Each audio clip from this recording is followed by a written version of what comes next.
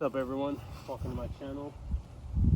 I think I'm just going to call it Joe Rides if I can. I'm not entirely sure what I'm going to call it yet, but the purpose for this channel is specifically for one, my adventure with my first e-bike, two, this bike in particular, which is Aventon Soltera 2.5.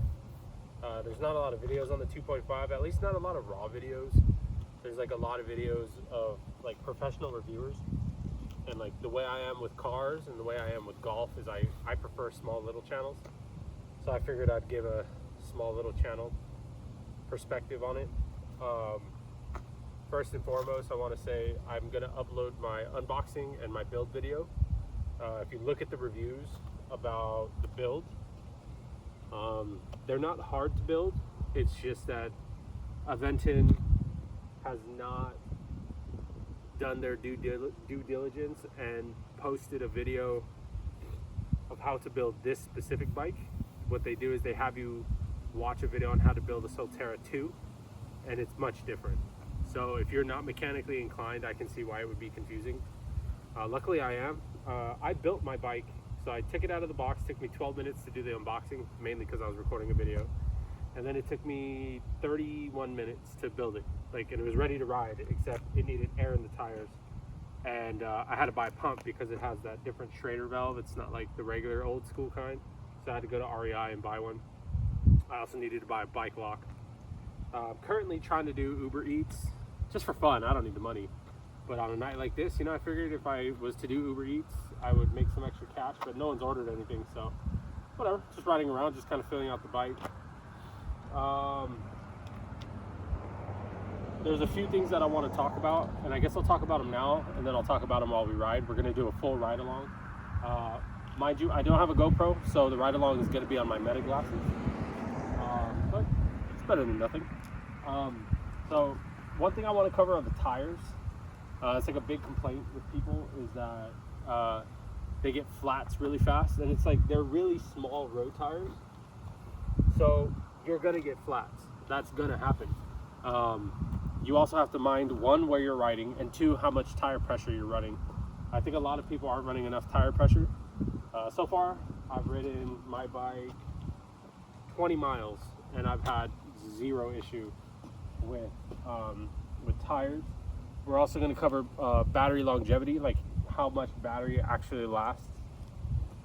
Pros and cons, anything that I don't like. So far, the only thing I don't like is my railer is not adjusted perfectly, so I can't get into 7th gear. Like, I can shift to 7th gear, but it won't go into 7th gear. So I only have 6 gears right now, which is more than enough to cruise at 20 miles an hour. I want to talk to you guys about how easy or not easy it is to ride. It's easy to ride.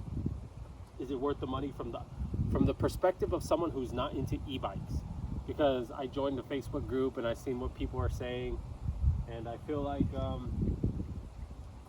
there's like a big misconception with this bike.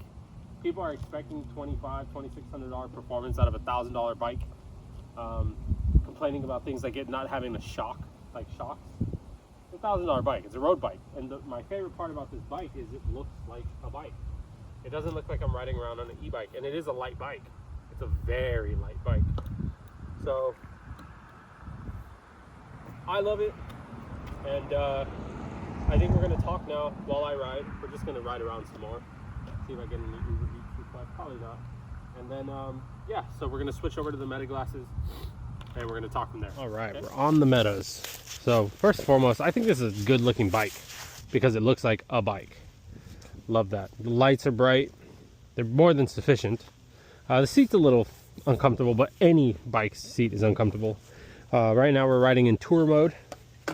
And we're going to talk about how easy it is to ride and how easy it is to just take off because of the throttle. It's so easy. Like, I don't even have to pedal to start it. Look at, that's it. And now we're off. It's so easy. So we're currently cruising in 5th gear in tour mode, and we're just cruising at 14 miles an hour. Let's see. There's 6th gear, and we're going to easily cruise at 19. Now, if I had my 7th gear, we'd cruise at 20 miles an hour, but whatever. So yeah, we're down to 61% battery. I've rode up a steep bridge 3 times already, so that's solid. Another thing I gotta warn you guys about is I can only record in 1 minute increments because I'm on the Meta glasses, but it's all good. So, from the perspective of someone who has only ridden conventional bikes, this specific style e-bike is so nice. It's so nice because every time my legs get tired, I just get on the throttle and I just keep going. You know, like it's so simple, and on the throttle it'll do 20 miles an hour. We're going uphill and it's going 19.6. A lot of the reviews, if I would have based my purchase off of professional people's reviews, I probably wouldn't have bought this bike. But luckily I didn't listen and I bought the bike because I don't regret this bike at all. Bang for your buck, this bike is unreal. It's so unreal. Like, it makes 10-mile journeys feel like you rode a mile and a half. Like, it's beautiful. I think it's great for a city bike, and that's what it is, a city bike. So let me give you another example. Another big thing for me that was tough when I was riding bikes is when there was a headwind, you know, you get tired. So all I gotta do, bumped it to turbo. It's taking, honestly, there's no effort. All I'm doing is moving my feet, and I can maintain 17 miles an hour, which is honestly more than enough. I was worried that 20 wouldn't be fast enough because, you know, some e-bikes go 40, some go 25. 20 is plenty. 20 is definitely plenty, especially if you're just using it for a short commute to work. It's great. It's honestly, build quality is phenomenal. The packaging is really tight. You could tell they care about how you receive the bike. And again, the only downfall was the damn instructional video, because they even sent me an email before I got the bike with an instructional how to build the bike video, and I was like, oh cool. When I got the bike, I tried to open that oh nice, oh look at this, use our blinker. I tried to click the link and nothing, it was a broken link. So bummer about that. So I can totally see why it gets lesser of a review. Like, a lot of people give it 1 star, 2 stars because of how hard it is to build. Oh look at the headwind is strong. I can feel myself getting a little tired. Get on the throttle and rest. So 18 miles an hour into a headwind on pure throttle only. It's like a lot of the reviews were talking about how slow it is. Like, it doesn't accelerate fast. Like, I'm not looking for a motorbike. I'm looking for a bike. You know what I mean? Like, just a bike to get around. I'm not trying to go 1,000 miles an hour and accelerate 0 to 60 as fast as a Tesla. You know, is it easy to ride? You know, is it going to catch too much attention? No, which is why I went with the black one, because honestly, I look like a dude riding a bike, which was the point. And I want to kind of backtrack to the talk about the tires. Look, you're gonna get flats. I remember when I first bought my Trek, I had this really badass Trek bike. I was super into riding mountain bikes on the streets. Man, I got a flat the first fucking day. First day! And let's not pretend like this bike is expensive. Like, it's $1,000 right now. It's $1,000 on the Aventon site. My Trek was like $1,300. You know, like a Cannondale can run you up to $5,000. Like, it's not bad. And you're gonna get flats. Like, flats, it's not just up to the tires when it comes to getting a flat. It's like the surfaces you ride on, if you're careful about it, and most importantly, are your tires inflated to where they should be? Now, I don't think this is gonna recognize me. Highly doubt it. Luckily it's midnight, no one's around. Oh shit, it recognized me. Will I get a red light ticket? Imagine. It doesn't know what to do. Anyway, you're gonna get flat tires. Like, you can buy those type of tough tubes to go into your tire, and it'll reduce the amount of flats you get, but more than likely you'll get a flat. That's a part of owning a bike. That's like buying a car and complaining that you have to change the oil. Bikes get flats. You know, you want those super tires that come on those fucking big expensive e-bikes. Like, unfortunately, that's not what this bike is. It's just a city bike. It's a city bike. It's for you to get to work. That's it. If you live in the city and you need to get from point A to point B, this bike does its job. Nothing more, nothing less. And if you intentionally buy a bike without the shocks, how dare you write a review complaining that it doesn't have shocks? You bought the damn bike. You knew it didn't have shocks. What are you doing? It's totally fine. And I mean, it comes with a warranty. So far, from what I've read in reviews is they're pretty bad when it comes to warranty claims. Hopefully I never have to find out. Or hopefully they do better. I'm not sure. But guys, we're riding into like heavy headwind, and I'm not fucking tired, like at all. And I already rode the bike today like 10 miles. This is my second ride of the day. If anything, I feel energetic. I'm just annoyed that I don't have 7th gear right now, because we could be moving. We're also in turbo mode. We'll drop down to sport. There you go. We're down to 60% battery. It's crazy how much range you can get. From the perspective of someone who doesn't know anything about e-bikes, this is nuts.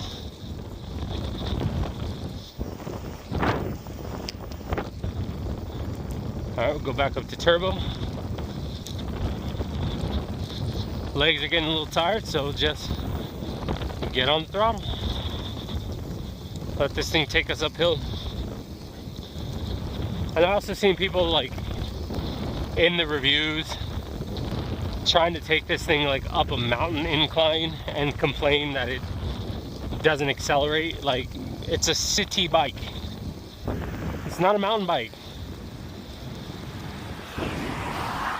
That's why I figured I would do my own review, just because the reviews are bullshit. Honestly, they're bullshit. I didn't like any of the reviews, if I'm being honest with you. And obviously, I have no reason to lie to you. So, I think it's a good bike. And like, back to the tires, as I'm riding, I can hear myself running over stuff, and it sucks. But it's like, my only options are to ride in the road at 12:35 at night, or to stay in the bike lane. I don't know if you guys know how this works, but the road is clean of debris when you compare it to the side of the road, because the cars lift the debris and kick the debris off to the side where we ride. So of course, your odds of getting a flat are gonna be much higher. It's just the name of the game. So don't let the tire thing fool you. And it's not a car. It's not a car. A replacement tire is like $25. If you can afford the bike, you can afford the tires. And if you can't afford the tires, don't buy the bike. You know what I mean? Like, it's logic. It's not the tire's fault that you ran over a piece of glass.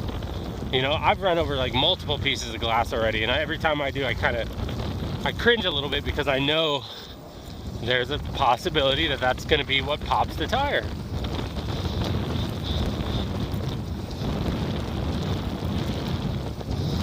So into the headwind, not even in high gear, 18 miles an hour. Slight downhill. Watch out for debris. Now we gotta watch out for cars. I'm getting pressed into traffic here. So we're good. God, my fucking butt hurts, dude.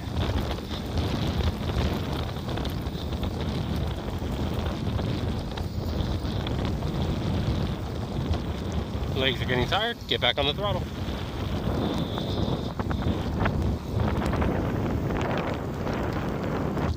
Like, I don't know if that's the point of an e-bike, but that's how I'm using it. It's like, I pedal under my own power using the assist, And then if my legs get tired, I use the full thing. And so far, it's worked out really well. So overall, I'd give the bike itself, I'd give the bike itself a 9 out of 10. My experience, I'd give an 8 out of 10 because the build process was kind of shit, but I'm not an idiot and I'm mechanically inclined, so I was able to figure it out. But I can totally see the bike being too much for, you know, someone to figure out. Wow, we are riding into the wind now.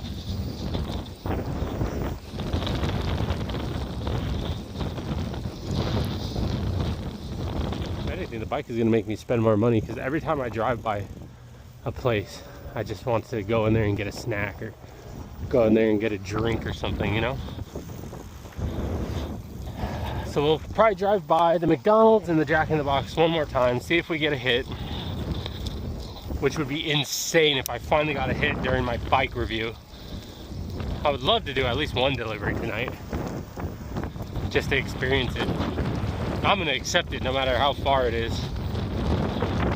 Yeah, good city bike, man. Great city bike. So I want to talk to you guys about that as well, like the difference for me the bike makes versus driving my car. When I drive to work, it's during like peak traffic hours. Also, let's be honest, you can do this on a bike, you know, and it makes the biggest difference. Like my drive to work is like 13 minutes, 14 minutes. All right, guys. Well, per usual, my damn meta glasses died, so couldn't continue the review, but rode around some more, enjoyed the bike, and I'm completely addicted to riding it. I think it's amazing. I think it's the perfect balance of an e-bike and a regular bike. Brakes are amazing. The pedal assist is amazing. It's got like a torque sensor, and I've seen people complain that it takes a second to kick in. Like, how lazy are you? What? You want the bike to do all the work for you? I don't understand the complaints. The delay is just fine. You can counter the delay by using the throttle if you wanted to, if you were that lazy. The integration of all the buttons, the signals, the brakes, everything is flawless. Everything works amazing, connects to the app perfectly. It's missing some sort of safety features apparently, but I don't know. I like it. I like it a lot. I've got a lot of miles out of it today, and I'm at 45% battery. So that's my small channel review of the Soltera 2.5S from Aventon. I will upload the unboxing and build videos, but I'm just warning you, my mic cut out, I'm an amateur. This isn't high quality stuff you're getting here, but you're getting raw, real reviews. So, you know, take it as you will. But anyway, so my dog has always been obsessed since she was a little pup with following me when I'm on a bike. So I'm going to take her on a quick around the block thing, because that's like the one thing she's been dying to do is follow me on the bike, but I have to go really slow for her. And then I'm going to adjust the derailleur, or railer, whatever it's called. I think it's just out of adjustment, and that's why I can't get my 7th gear, unfortunately. But luckily I won't need that for the ride with my dog. And yeah, tires are still mint, still no flats. Working good. I don't know where the key is to take the battery out. I'm sure it's in my room somewhere. But anyway, yeah, 9 out of 10 as far as the bike goes, 8 out of 10 as far as the company goes. I will keep you guys updated with anything I do with the bike in the future. Later.